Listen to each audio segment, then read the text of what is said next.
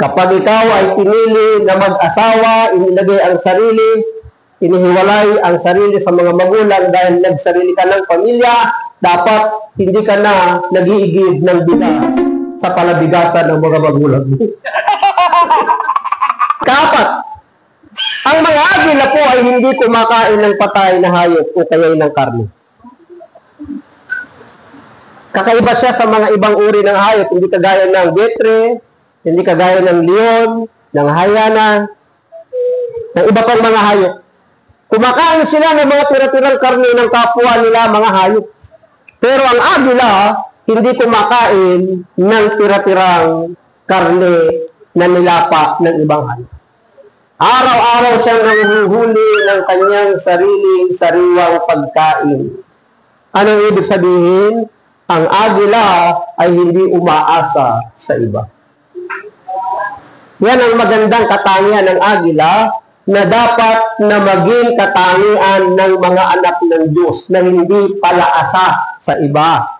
Kapag ikaw ay nag-asawa na, dapat yun ang simula nang huwag ka nang aasa sa mga magulang mo. Kapag ikaw ay pinili na mag-asawa, inilagay ang sarili, inihiwalay ang sarili sa mga magulang dahil nagsarili ka ng pamilya, dapat hindi ka na nag-iigib ng bigas sa palabigasan ng mga magulang mo.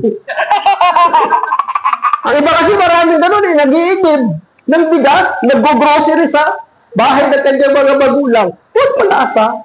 Dapat matuto tayong tumayo sa ating mga sarili. Yan ang agila, mga kapatid. Hindi siya kumakain ng mga patay na karne.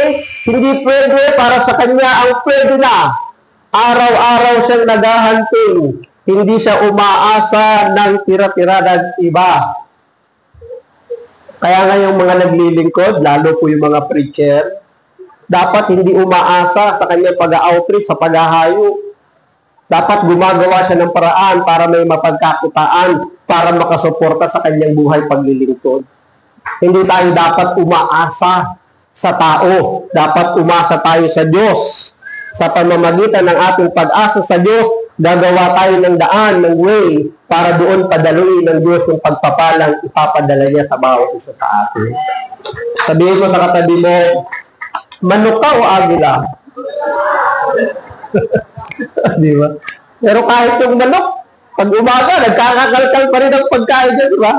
Naghahanap pa din eh. Thank you all for watching this here video. Please like and subscribe.